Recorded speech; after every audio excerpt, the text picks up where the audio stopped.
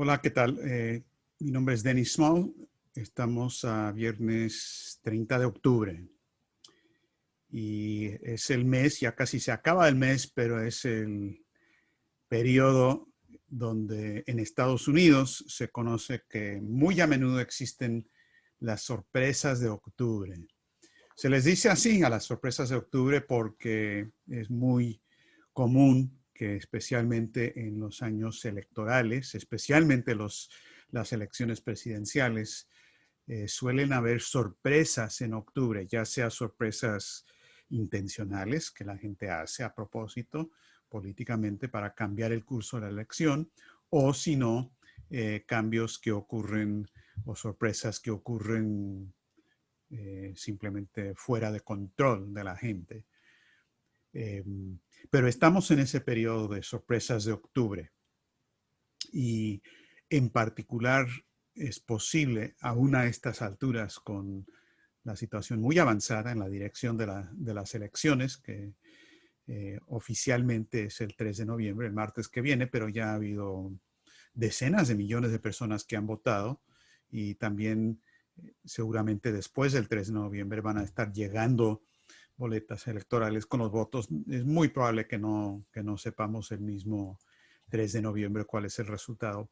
Pero lo que sí es que estamos en un momento donde pueden haber cambios dramáticos, drásticos, que cambian, que patean el tablero en muchos sentidos. Y quiero hablar de eso, tanto esas sorpresas de octubre que la gente que quiere parar la reelección de Trump están llevando adelante y también las sorpresas de octubre que nosotros como movimiento político y filosófico estamos realizando, tratando de producir.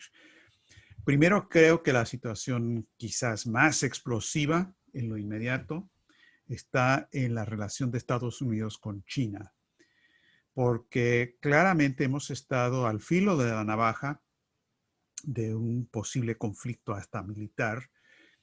Esto lo andamos diciendo nosotros desde hace tiempo y antier, o ayer, el portavoz oficial del Ministerio de Defensa de China dijo públicamente que no va a haber ninguna sorpresa de octubre en el sentido de un ataque por parte de Estados Unidos a China. Se lo dice negándolo, eh, aceptando que esto era un tema que se estaba discutiendo, que había un run, habían rumores. ¿A qué se refería? Bueno, una serie de cuestiones de los sobrevuelos de Estados Unidos, la ofensiva política violenta de Mike Pompeo, que ahorita les doy unos detalles adicionales, y también el hecho de que Estados Unidos en esta semana está realizando ejercicios militares con Japón en defensa de las islas Senkaku, que están bajo disputa entre Japón y China, y que Estados Unidos esté participando en eso de esa manera claramente crea la posibilidad de algún tipo de conflicto. Está todo lo de Taiwán, está todo lo de Hong Kong, está todo lo de los Uyghurs, pero hasta esta semana el portavoz del Ministerio de Defensa dijo no, no va a ocurrir por lo siguiente. En estos mismos días estamos realizando comunicación por Internet de alto nivel entre equipos de Estados Unidos y China en el ámbito militar para tener comunicaciones por situaciones de emergencia, para que no haya ningún tipo de males entendidos. Entonces, eso por un lado. Por el otro lado, anunció el portavoz de que la Secretaría de Defensa de Estados Unidos, al más alto nivel, le había informado al Ministerio de Defensa de China que no era cierto que se estaba programando algún tipo de sorpresa de octubre. Entonces, no sabemos más, no sabemos si esto fue quizás alguna intervención directa por parte de Trump. No sabemos si hay cierta discrepancia entre Esper, el secretario de Defensa, y Pompeo, o simplemente que se decidió que esto no era posible, este no era el momento porque China no iba a dar su brazo a torcer. En todo caso, estamos todavía al filo de la navaja en ese sentido, porque las provocaciones respecto a China absolutamente siguen adelante. Pompeo, no pasa una sola semana donde no hayan 2, 3, 4 provocaciones, cada una de las cuales sería casi un casus belli con China. Esta semana fue que Pompeo canceló el acuerdo del Foro de Gobernadores de Estados Unidos y China, que ha sido un mecanismo de diálogo y de intercambio a nivel de gobernadores entre los dos lados. Y esto ha sido muy fructífero, muy importante. Se han realizado contactos culturales, contactos comerciales. Todo lo que ha ocurrido entre el estado de Iowa y China se ha realizado de esa manera. En fin, es un nivel de cooperación debajo del nivel federal que ha sido muy importante como contrapeso en contra de la locura que emana de Pompeo en particular. Eso lo canceló, punto. Se acabó, porque es un canal a través del cual supuestamente el Partido Comunista China está tratando de ejercer agresión ideológica en Estados Unidos. Bueno, eso por un lado. Luego hubo declaraciones de Kenneth Braithwaite, y esto se los tengo que citar porque si no les leo la cita textual no me van a creer. Kenneth Braithwaite es el jefe de las fuerzas navales de Estados Unidos y el secretario de la Marina de Estados Unidos, y dio un discurso en Washington hace 2 o 3 días donde dijo lo siguiente. Dijo: yo creo que China probablemente es la mayor amenaza a nuestro país que nosotros los norteamericanos hemos sufrido en cualquier momento de la historia. Lo siento en mi corazón y en mi alma, no lo puedo enfatizar más que esto. Lo que estamos viendo es una amenaza más allá de cualquier comparación en cualquier momento de la historia de nuestro país. Y luego dijo que están tratando de destruir nuestro idioma, están tratando de eliminar la libertad de religión, libertad de reuniones, etcétera, etcétera. Fue un discurso como esos del doctor Insólito, ¿no? Este es el secretario de la Marina de los Estados Unidos. También, no solamente respecto a China, también respecto a Rusia, el jefe de la Agencia Nacional de Seguridad, O'Brien, que también ha sido muy crítico de China, hizo declaraciones muy fuertes diciéndole a Rusia: no se confíen, nosotros también estamos desarrollando misiles hipersónicos y si ustedes no aceptan nuestras condiciones para el tratado de control de armas, vamos a colocar estas armas en Europa Occidental, en la frontera con Rusia. Y dijo explícitamente, tal y como se hizo con los misiles Pershing en los años 80. Ahora, esto es impresionante porque para los que se acuerdan o han leído en la historia, lo que pasó en los 80 es que de un lado la OTAN colocó los misiles Pershing a 2 minutos de vuelo, 6 minutos de vuelo, algo así, de sus objetivos en Rusia, y Rusia colocó los SS-20 también a 6 minutos de vuelo de Europa, y fue simplemente una confrontación que tenía el mundo al borde de un conflicto, porque en esas circunstancias no hay tiempo para decidir. Ahí solo falta que alguien empuje el botón y se acabó. Y fue una de las situaciones que, bueno, provocó protestas millonarias, literalmente de millones de personas en las calles de Europa y de Estados Unidos en contra de esta locura de destrucción mutua y asegurada. Y también fue una de las condiciones que dio pie a lo que LaRouche lanzó como su iniciativa de defensa estratégica. Pero proponer eso por parte de O'Brien es impresionante porque Putin ya había dicho: nosotros no vamos a colocar nuestros misiles hipersónicos ni ningún sistema en la parte europea de Rusia hasta que, a no ser que la OTAN haga eso en la frontera con Rusia. Entonces, es una amenaza directa lo que dijo O'Brien. Además de eso, Si antes eran 6 minutos de vuelo, yo no sé cuánto tarda un misil hipersónico para llegar, pero les aseguro que no son 6 minutos. A lo mejor son 40 segundos, qué sé yo. Entonces, esto es una cosa de locos. Y también es importante que los analistas militares han explicado que Estados Unidos no tiene esos sistemas. O'Brien está amenazando con algo que Estados Unidos no tiene. Rusia sí, pero Estados Unidos no. Están tratando de desarrollarlo en el Pentágono y demás, pero eso no existe. Pero la actitud creo que queda más o menos claro. Entonces, bueno, esta es una de las sorpresas de octubre que está ahí, que en cualquier momento, muy fácilmente en estos 4 días podríamos tener una gran sorpresa de octubre. Si los británicos deciden que esto es necesario para asegurar que no se reelija a Trump. Segunda estrategia, sorpresa de octubre, lo que los británicos lanzan como la estrategia de tensión. Está la idea de lanzar provocaciones terroristas, violentas, ocultando quién está detrás de eso. Terrorismo de derecha, supuestamente, pero realmente están detrás fuerzas de la OTAN, de la izquierda, pero realmente son otra cosa. Este concepto de la estrategia de la tensión viene de la situación de Italia en los años 70, donde está documentado que la OTAN estuvo detrás de esto. Entonces, este tipo de violencia ciega y crear condiciones de locura generalizada en la población en respuesta a esto es lo que estamos viendo.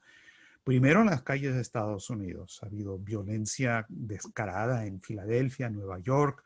En Filadelfia, además de los arrestos y demás, encontraron una camioneta cargada de explosivos. Afortunadamente no pasó nada. Y los medios están generando un ambiente de tensión, de amenazas de violencia para afectar el voto el martes 3 de noviembre, especialmente porque se sabe que la gente de Trump es la gente que va a salir el 3 de noviembre. Más que nada, no votaron previamente. No todos, obviamente, pero entonces se está tratando de reducir el voto y es muy posible que haya violencia en serio, sabiendo quién controla el terrorismo internacional. Otra sorpresa de octubre. Para que tengan una idea de cómo puede ser y que ya se está viendo en Europa, vean nada más lo que ocurrió en Francia, en el sur de Francia esta semana, donde un aparente terrorista islámico mató con un cuchillo a 3 personas en o saliendo de una iglesia, gritando Allahu Akbar, y a uno lo decapitó. Ahora, el alcalde de la ciudad dijo, tenemos que aplastar este terrorismo, este fascismo islámico. Entonces, quien está detrás de esto siempre son los británicos. Esto no es problema de la religión musulmana, es problema de una operación tipo estrategia de tensión. Una segunda sorpresa de octubre posible. Tercero, un crack en la bolsa de valores. Los británicos están perfectamente en condiciones y con la disposición de hasta causar un desplome de la bolsa o las bolsas, si con esto pueden sacudir por completo la reelección de Trump. Ellos son los que controlan estos instrumentos financieros, lo han discutido abiertamente. Todo está ahí de todas maneras para que ocurra.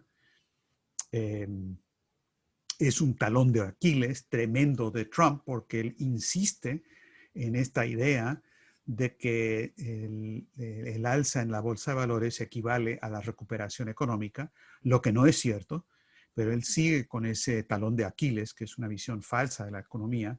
Entonces hay una gran vulnerabilidad ahí y siempre lo hemos identificado. Siempre le hemos señalado eso a Trump. Este es un problema muy grande.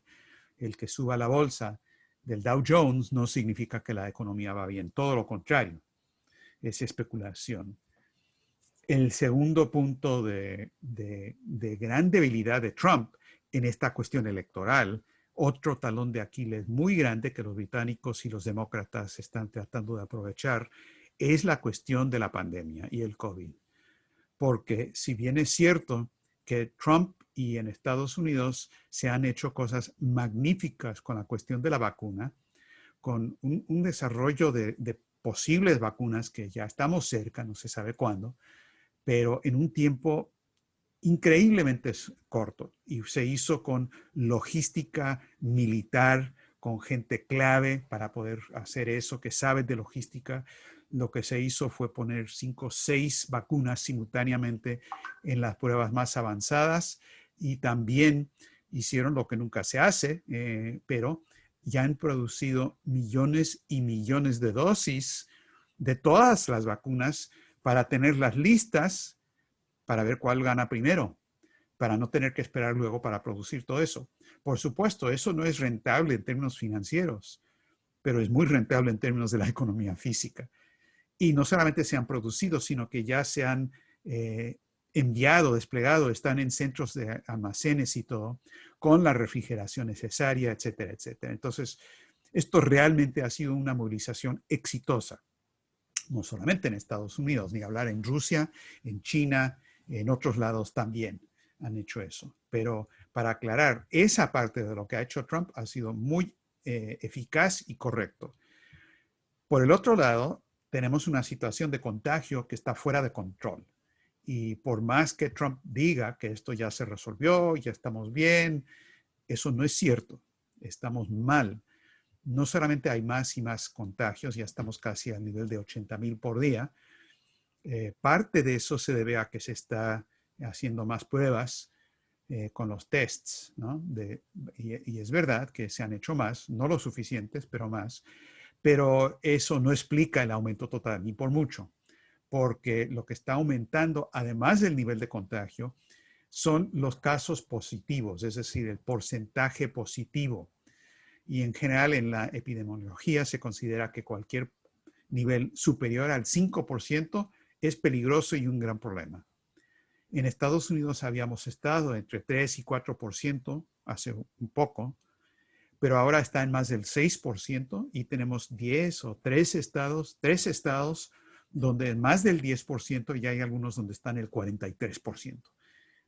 Ya hay más hospitalizaciones, es cierto que es menos, hay menos muertes por varias razones, porque el grupo demográfico es más joven, porque ya conocemos más cómo se tiene que tratar la enfermedad, pero ya se está llegando a una situación donde en diferentes lugares regionales no hay posible manejo de esto en términos de hospitales.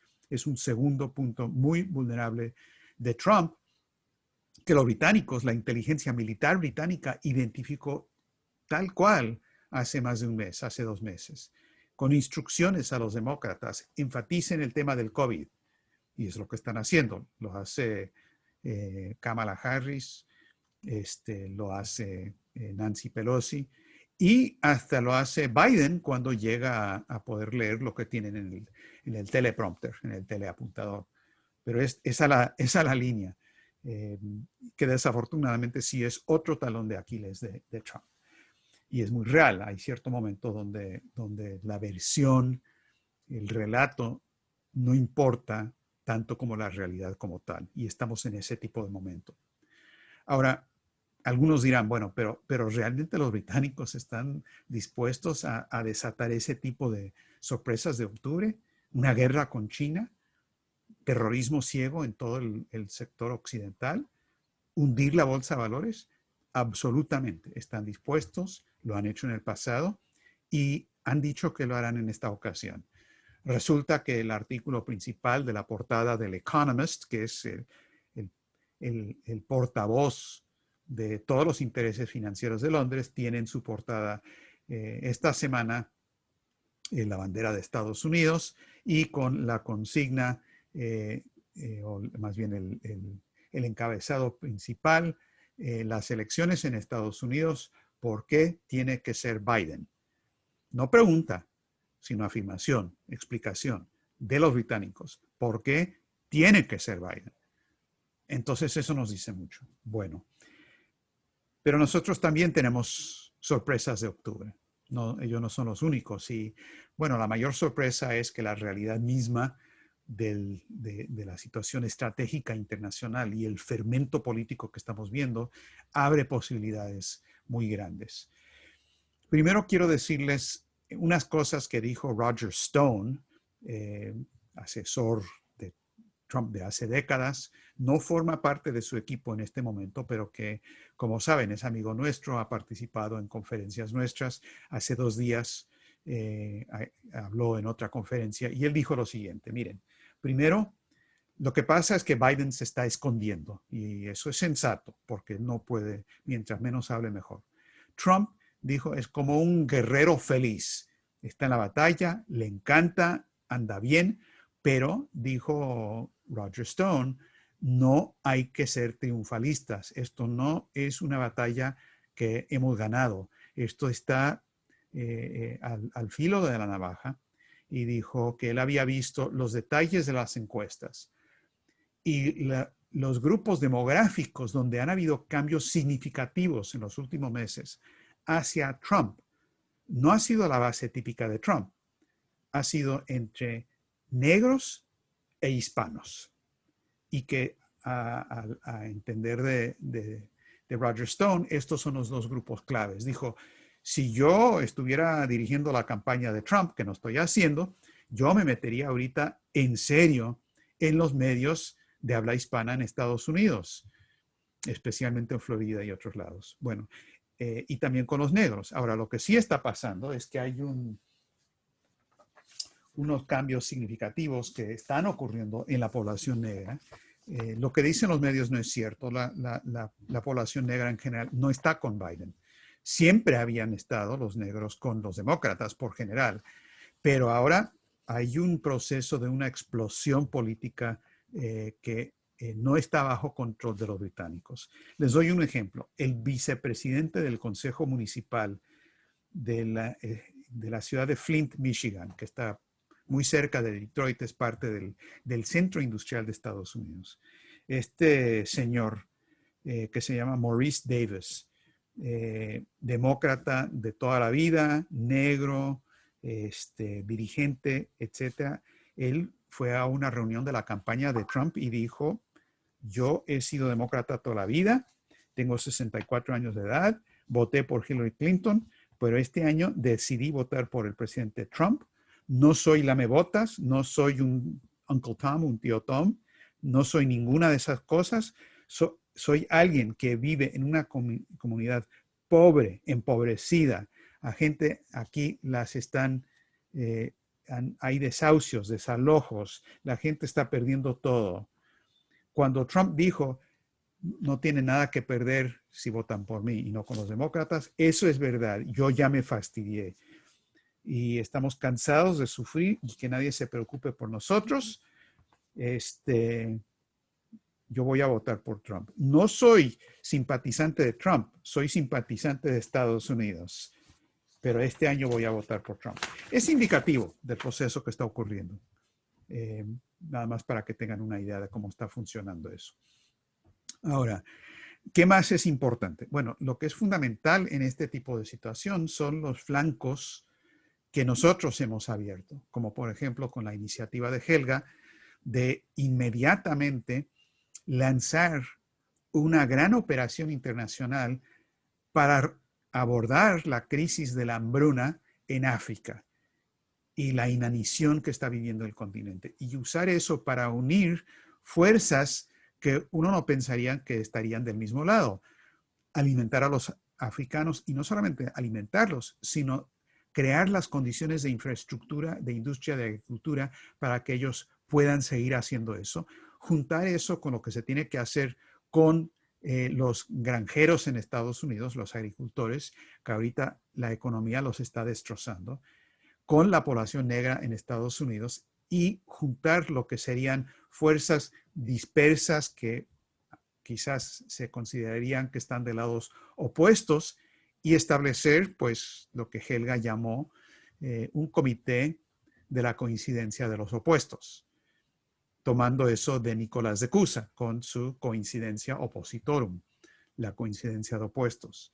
Y si tenemos tiempo, quiero hablar más del tema de Cusa, porque esto no es tan superficial como algunos podrían pensar, de que vamos a tomar gente que piensa cosas diferentes y a ver si los unimos. No, no, es algo mucho más profundo. Es la idea del flanco.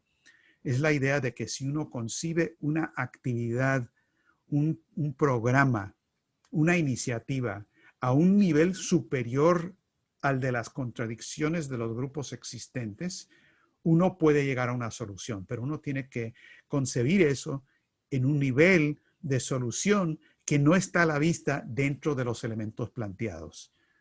Entonces, la idea del flanco y la idea de coincidencia opositor es exactamente lo mismo. Ahora, es una de las cosas. ¿Por qué puede funcionar esto? Bueno, siempre puede funcionar, pero especialmente puede funcionar en momentos de crisis y de transformación, cuando el pan de todos los días es el cambio impredecible. La condición de la sociedad no siempre es así. En tiempos normales, las cosas más o menos funcionan, las instituciones más o menos funcionan, la gente más o menos agacha la cabeza cuando la cosa no va bien porque piensa, bueno, tarde o temprano esto va a mejorar. Pero a estas alturas en el planeta, ¿cuánta gente piensa que esto va a mejorar? Sí, hay que agachar la cabeza y no cambiar las cosas porque no te preocupes, mijito, esto va a mejorar. Nadie piensa eso, porque no es cierto. La gente se da cuenta, ¿no? No va a ser así. Lo que pasa es que la gente empieza a pensar de manera diferente. La gente más conservadora, entre comillas, o que se consideran conservadoras, en la manera en que piensan, se vuelven revolucionarios, radicales, porque no piensan que la cosa va a mejorar bajo el sistema existente. Es la diferencia entre una crisis sistémica y coyuntural. En una crisis coyuntural, la gente puede decir, no, esto está de la patada, esto está terrible, pero mi sindicato me va a defender, el gobierno puede hacer algo, el Congreso nunca hace nada, pero a lo mejor resuelven algo. No, la gente no piensa eso. La gente piensa en general que esto va de mal en peor, hay que cambiar las cosas de raíz. No todo el mundo piensa así, pero grupos cada vez mayores piensan así. Y creo que este proceso de huelga de masas a nivel internacional, que realmente es parte de lo que pasó en el 2016, que ya muchas veces hemos hablado de esto, que cuando LaRouche dijo la elección de Trump no es un fenómeno nacional, a eso se refería. Con lo de Brexit, con las elecciones de Italia, las elecciones de México, de López Obrador, las elecciones de Estados Unidos, todo eso forma parte de un proceso. Y ahora, en el 2020, con todo y la pandemia, estamos viendo que se está reactivando ese mismo proceso. Y lo he descrito un poco dentro de Estados Unidos, pero quiero insistir, no es un fenómeno estadounidense. Tiene importancia enorme el resultado de la acción de Estados Unidos, pero no se explica nacionalmente ni se resuelve nacionalmente, porque los flancos, algunos están dentro del país, son nacionales, y algunos no. Algunos son flancos internacionales. Y creo que este mismo proceso de fermento, de cambio, es lo que también estamos viviendo en este momento en los países iberoamericanos. No es que la cosa de repente va bien y antes iba mal, es que hay un proceso combinado, desigual, de cambio muy profundo. Se ve en lo que pasó en Chile. Era más o menos obvio que la gente iba a querer cambiar la constitución, pero 80%, eso sí, más que impresionante. El cambio de Bolivia forma parte de lo mismo con lo que está ocurriendo y como hablábamos la otra semana, uno de los indicativos más importantes de lo que iba a hacer el gobierno de Arce, para mí, era cuál iba a ser su posición respecto a Rusia y China, no nada más en la interna boliviana. Y esta semana hemos visto que Arce ha hecho declaraciones extremadamente importantes respecto a la relación de Bolivia con Rusia, que van a reanudar las relaciones, que van a retomar los proyectos nucleares, que había sido una de las cosas más interesantes que habían ocurrido con Evo Morales, además de la cooperación con China, y así por el estilo. Entonces, cambios dramáticos ahí también. Y México está en una situación también de mucho fermento, hay un estire y afloje ahí, hay muchos elementos específicos que seguramente podemos y debemos discutir en la parte de la discusión, pero creo que los comentarios del presidente López Obrador sobre la cuestión del petróleo y la cuestión de las petroquímicas es de gran importancia.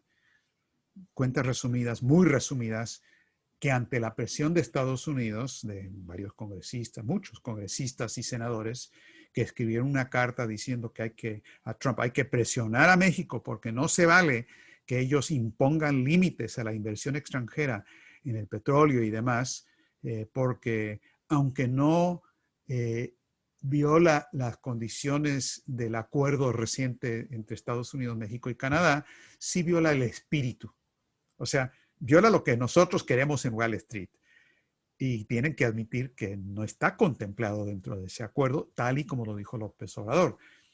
Y López Obrador hizo hincapié en que esa parte estaba excluida porque él insistió en eso y que México, por razones de soberanía y de su propio desarrollo, tiene que tener control sobre ese sector, porque en estos momentos México produce mucho crudo, pero importa una cantidad impresionante de gasolina refinada, de productos refinados en general, porque no tiene la capacidad petroquímica.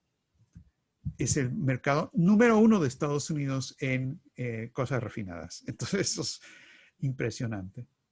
La otra cosa que dijo López Obrador, que me parece bien significativa, es que dijo que todos los argumentos sobre la energía renovable, que la cuestión solar, que la eólica, que no sé qué y no sé cuánto, son sofismas para justificar el no desarrollo del país.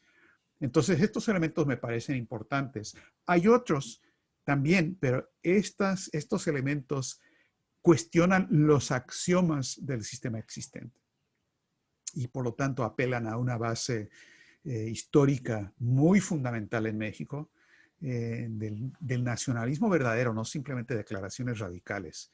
Esto no es muerte al imperialismo, esto no es patria o muerte venceremos, no, no son palabras.